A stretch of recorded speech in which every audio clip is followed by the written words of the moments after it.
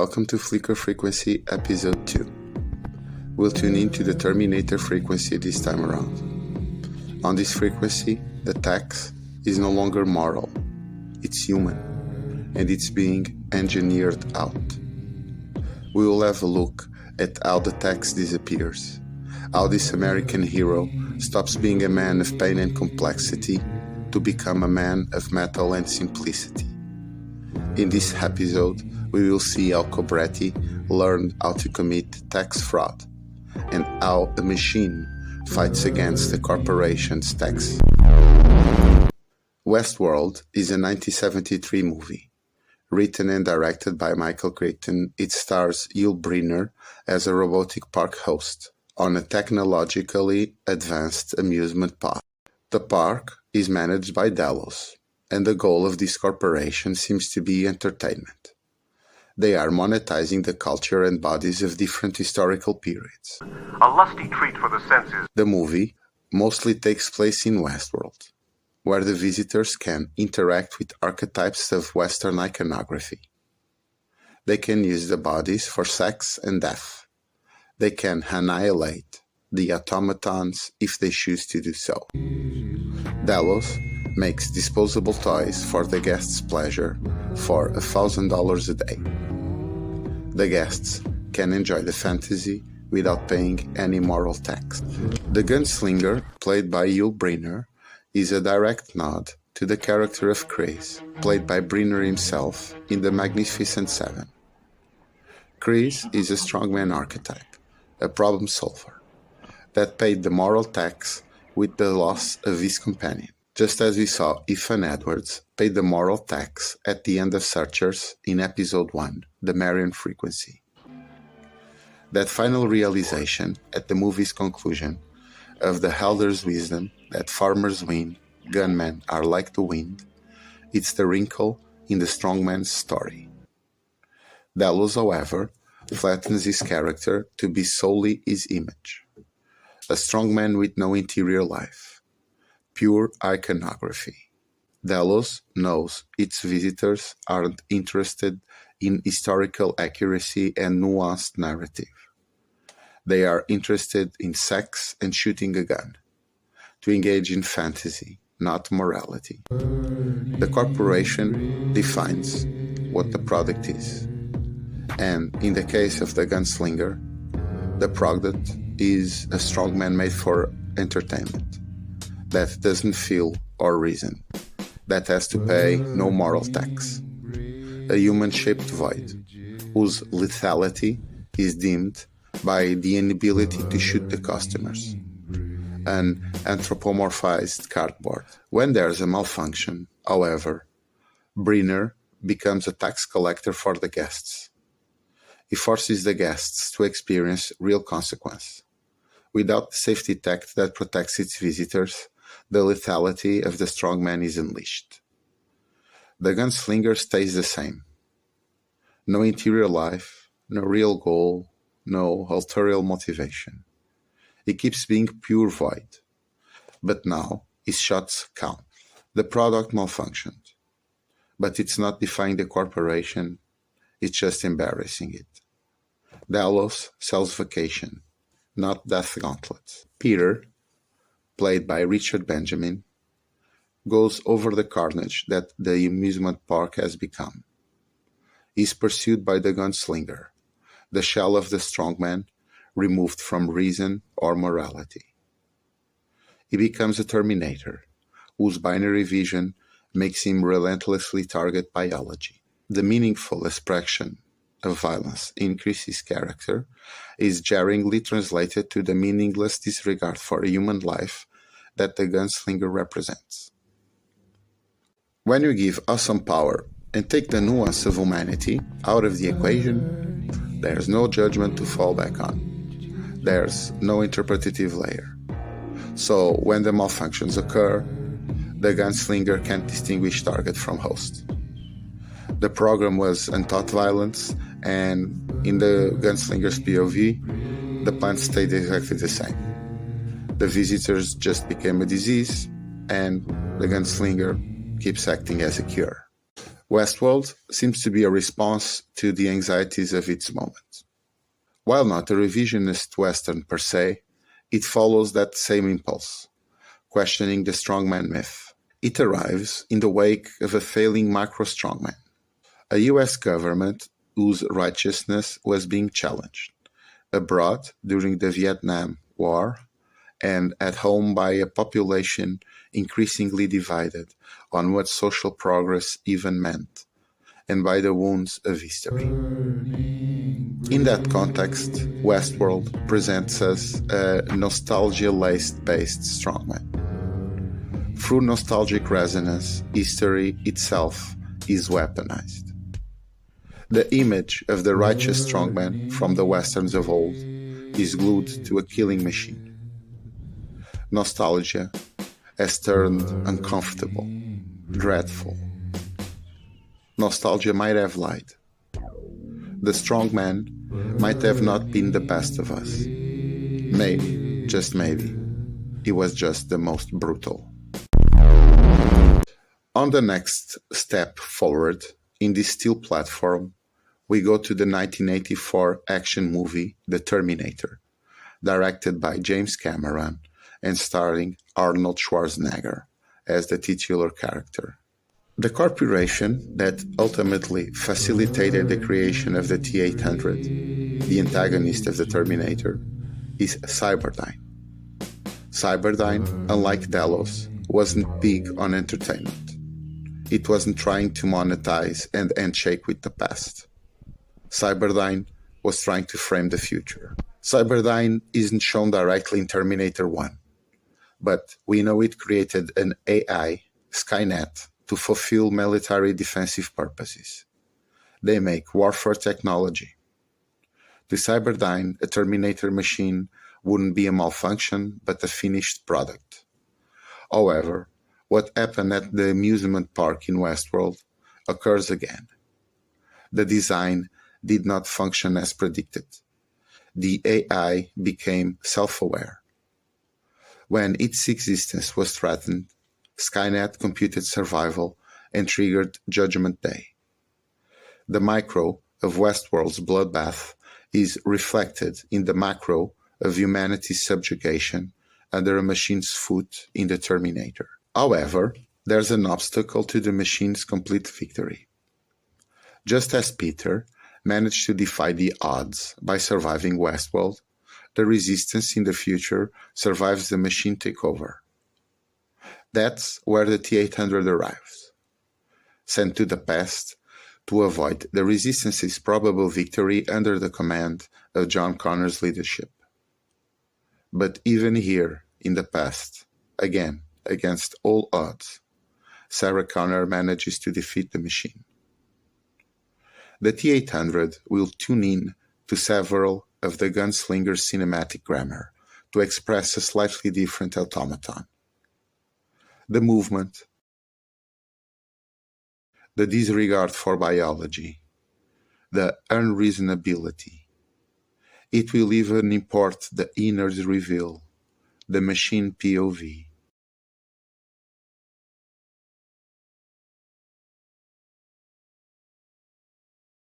The broken face, the burning death resurrection, and the sparkly end.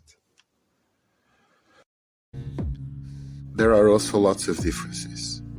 Delos wanted to maximize the danger of its gunslinger experience, so they created paths where the host tried his genuine best to best the visitor, but it was supposed to never be enough. When the malfunction makes the gunslinger lethal, he becomes an appropriate match for an unprepared human like Peter. But these malfunctioning robots could never be a major threat to humanity. The gunslinger is bounded to its narrative. He doesn't take cover, he has no self-preservation routine. Let's not forget that in Delos' business model, not being able to kill a host would be bad business. Because we can assume that the visitor's fun would be very decreased. So the gunslinger, dangerous as it is, at the end of the day, is woefully unprepared for warfare. He is not a soldier. He is a cowboy. The T-800, however, was designed as weaponry, not to entertain, but to terminate. Arnie's character can conceal himself, trick people, investigate, use advanced combat tactics and a variety of weapons, retreat, rest, perform surgery, drive all sorts of vehicles and more. Above all, the T-800 is not bound to a narrative. It doesn't stand, draw, and shoot. Where the Gunslinger performs violence, the T-800 makes it functional. So, when the T-800 comes from the future to kill Sarah Connor, he is an actual threat, as he is operationally effective and has a long-term goal: to fulfill Skynet's survival plan. Like the Gunslinger, he doesn't pay tax. There is no interior life to reflect upon action. But the T-800 objective makes him seem more like a collector on behalf of Skynet, trying to reclaim the tax that Cyberdyne tried to avoid. They tried to make a weapon that killed without human hesitation. Now, that's the machine collecting the tax on humans without any hesitation. In the end of both movies, human resilience ends up winning the day, and human spirit reasserts itself in the end as the ultimate survivor. Metal is bent by human will. The corporations get their comeuppance. Let's attune now to the 1986 movie Cobra, written by Sylvester Stallone and directed by George P. Cosmatos. Despite featuring a human strongman, by importing some of the visual grammar of the Terminator to depict Cobretti, the movie ends up presenting the public with its own iteration of the man-machine. Not the pure machine, but the human trying to reduce its humanity to potentiate its machineness. We have several parallels between these movies. They both have the same fashion sense. For Cobretti, the aviators seem to function more as a visor, reflecting the world and concealing his eyes. It seems to be used to hide his humanity, to further isolate him of his humanness. The same going for his use of gloves. They seem to insulate Cobretti from the human touch. In T-800's case, the aviators hide the void, help on concealment. The unblinking that Terminator eye would damage, surely, the camouflage. Both Cobretti and T-800 try to achieve their goals by any means necessary. That seems to be what justifies their disregard for human life and extreme violence. The T-800 doesn't kill every human he sees. He chooses. He murders for logistics and murders everything on his path to Sarah Connor. Killing seems to be, to him, just something he does and not something that he actually considers. As for Cobretti, he only kills the disease. But to get to his target, the night slasher, he mows down around 40 people, from stabbing, to shooting, to burning people alive. To meet hook impulsion, Cobretti also doesn't seem to take either pleasure or disliking the task. It's just something he does, not something he seems to be truly considering. T-800 and Cobretti both act as mindless terminators, computing forward until task completion. Both show zero trauma post-massacre. The deliberate unemotion of facial expressions also supports a narrative of common machineness. From the T-800 not being able to emote effectively, being a machine and all, to Cobretti limiting his emotional facial range, like he was imitating a machine. If you look at Cobretti's home life, his isolation from humanity is further shown. His apartment is a sterile, unfurnished place. He has a chair, not a sofa.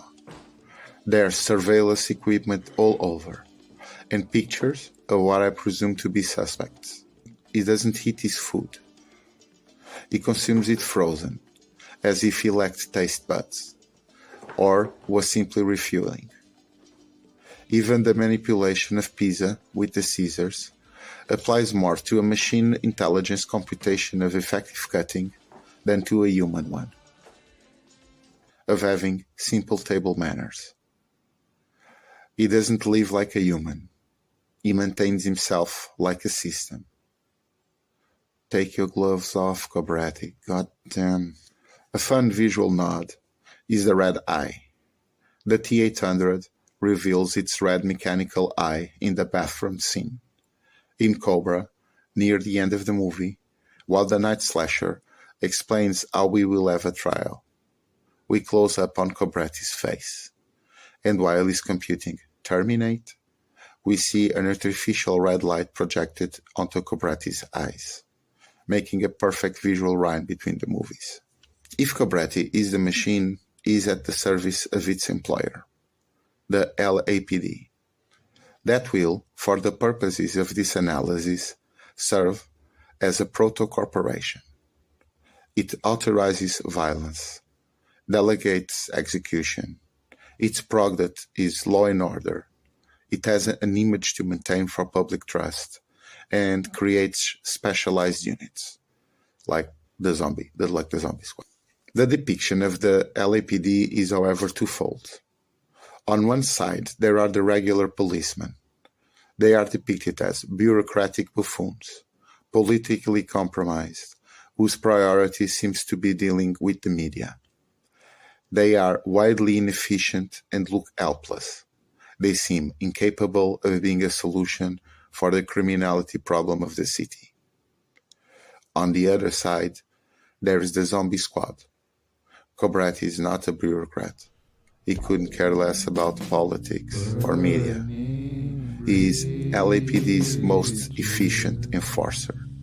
He's a loose cannon, for sure. But he's also the one that gets the results, god damn it. He's the solution. He's the cure for the disease. When there's a hostage situation, all LAPD looks helpless, static, lost. Looks like all the policemen in the city were summoned. However, they aren't equipped to deal with real problems. They don't act effectively, so they send Cobretti without reinforcements, even knowing that the following bloodshed and media circus will be something they can't avoid. Cobretti is just the most efficient arm of the LAPD. As we've seen in episode 1, Cobretti frequently mocks the law. He effectively uses his police badge as a shield, under which he uses unlawful means to become an efficient lawman, through the abusive use of excessive force. That way, he does the LAPD's bidding. While the regular cops and its leadership seems to look at Cobretti as some sort of nuisance and perform always the political correct for the cameras, they are shown to be widely inefficient. The real executioner of LAPD's will is Cobretti. He's the one that actually gets things done. The movie seems to propose that the LAPD needs these two arms. Without Cobretti, they can't claim any crime reduction. Without regular cops that go by the rules, they can't claim that they are the police. The LAPD's legitimacy depends on maintaining restraint as its public language, while retaining decisive violence as its actual capacity, as its operational capacity, let's put it that way, even when the two contradict each other. Delos was embarrassed by their entertainment Terminator. Cyberdyne was attacked by their warfare's Terminator.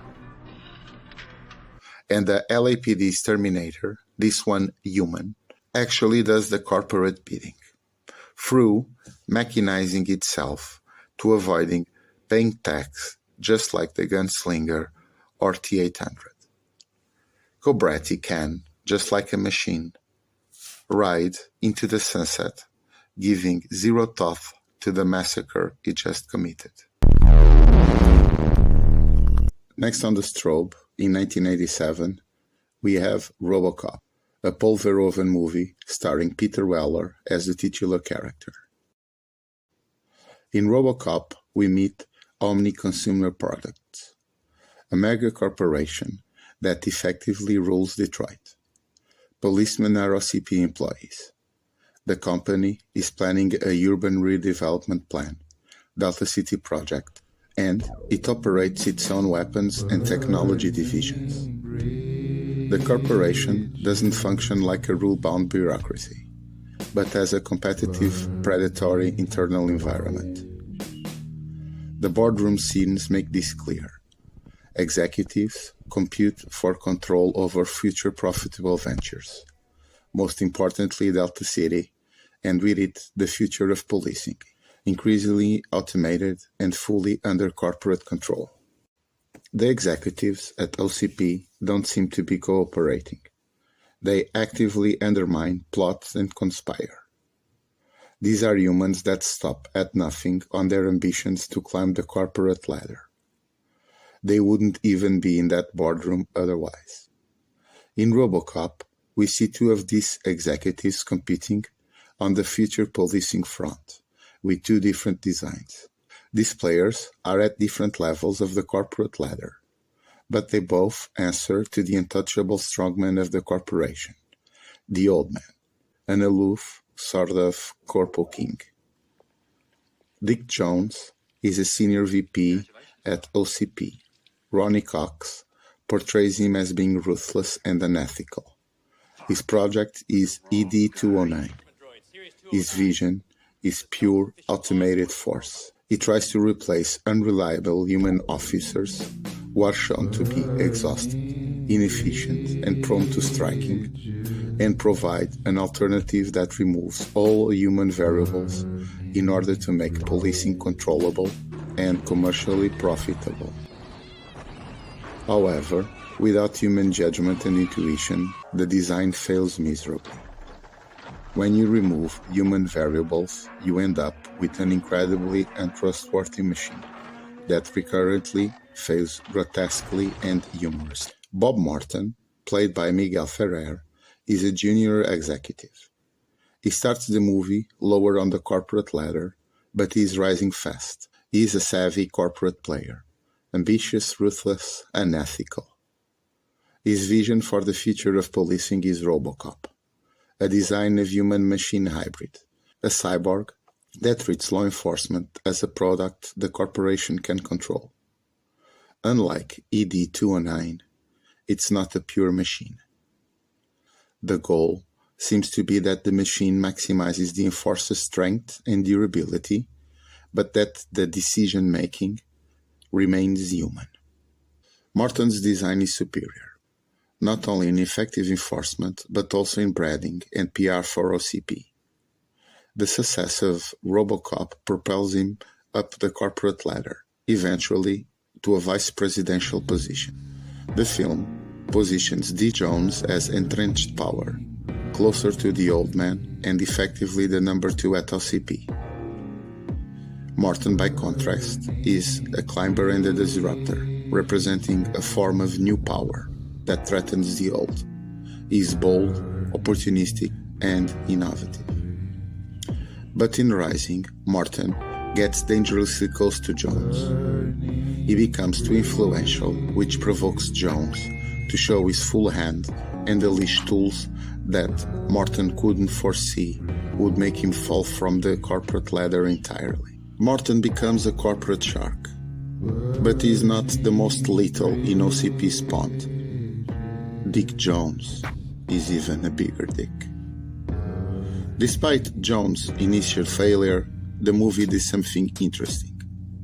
If Morton's immorality is framed as fair game within OCP's corporate ideology, Dick wins because, similar to OCP, he doesn't play fair. Jones's immorality extends beyond corporate competition. He isn't just playing a robot war. Perhaps reflective of his position higher up on the ladder, he is linked to the criminal underworld of Detroit. This hidden tentacle is what actually makes Dick Jones win this particular battle with Morton, who remains oblivious to all the layers of the corporate game. When Clarence Boddicker shows up at Morton's, that's not just retaliation. Jones is exposing his power. It's Dick power. Morton ends up humorously humiliated by Dick before being murdered on a display of gratuitous cruelty.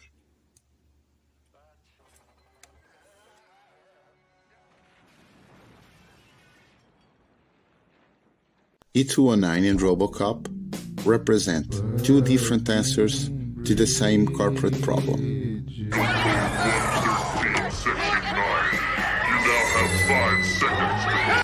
How to remove human hesitation from violence.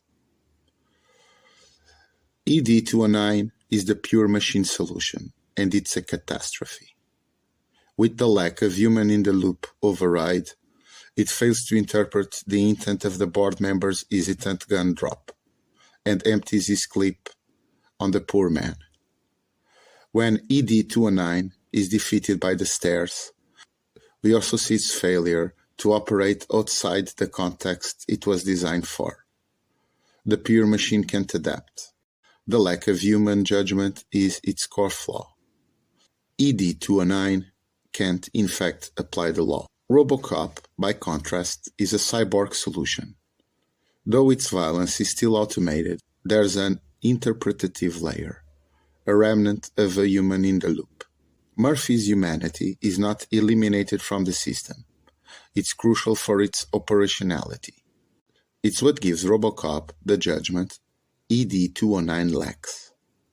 Murphy is reorganized inside a cybernetic body, but its humanity is still what makes Robocop a plausible law enforcer. ED209 is what happens when the tax of judgment is fully removed. Robocop is what happens when it's forcibly retained inside the machine's body. In this sense, Cobretti sits closer to ED209 than to Robocop. Not because he's mechanical in form, but because his operational logic suppresses interiority entirely. He does not struggle with violence like Murphy does. He behaves like a system that has already resolved the contradiction. We need something more. We need a 24-hour-a-day police officer. A cop who doesn't need to eat or sleep. A cop with superior firepower and the reflexes to use it. Fellow executives, it gives me great pleasure to introduce you to the future of law enforcement.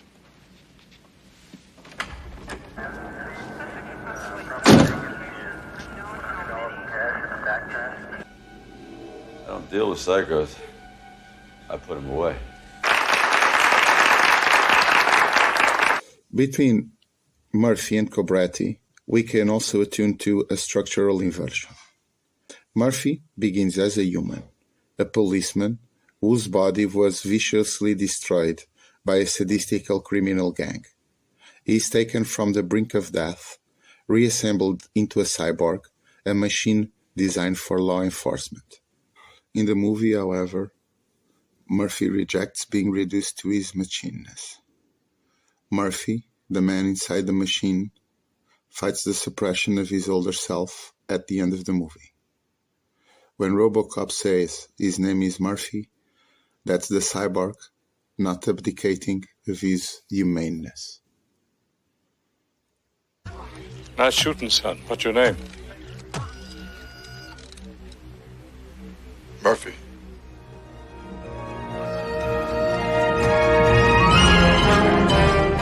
Cobretti moves in the opposite direction. He is a human who actively reduces himself, strips himself of emotion, attachment, and doubt to operate as a machine. Where Murphy tries to cherish his humanity inside a system that denies it, Cobretti tries to reduce his humanity so he can better perform institutional violence. One is a machine trying to remember being human. The other is a human attempting to compute as a machine. If we look at the roles of corporations in all four movies, we see that only in Cobra, the strongman aligns with the vision of its employer. The corporation doesn't get a comeuppance, be it explicit or implicit. The Gunslinger is embarrassingly designed. It doesn't entertain, it kills. That's on Delos. Skynet is an existential threat, a sentient machine that's way too powerful and develops sentience. That's on Cyberdyne. Robocop denounces the corruption in OCP's higher echelons. In all these cases, the corporation failed to account for something. In Robocop's case, they humorously failed to account that by using a human brain in their design, that brain would carry over baggage. Murphy's past life and his untimely end. In all these cases, the corporation fails by its own design. Across Westworld, the Terminator, Cobra, and Robocop, we can identify a redistribution of the tax of violence across different systems. The Gunslinger pays no tax because he is a hollow entertainment form that becomes a Terminator when a malfunction occurs. The T-800 eliminates tax entirely as part of a design military outcome, where violence is optimized rather than simulated. It is just what says in the can, a Terminator. Cobretti internalizes Terminator logic within a human body, becoming a law enforcer that acts with machine-like efficiency. Robocop marks the final inversion point. He refuses to be a Terminator. Murphy insists on not being tax-exempt, and his humanity is a thorn on the bottom line of corporations. Hope you enjoyed episode 2. See you in episode 3. I think it will be the Hahap frequency. We will now detune. Bye. I had a dream, violence dream. I was doing some Stop. She crushed my lips and down to the beat. I really fucking want machine. You.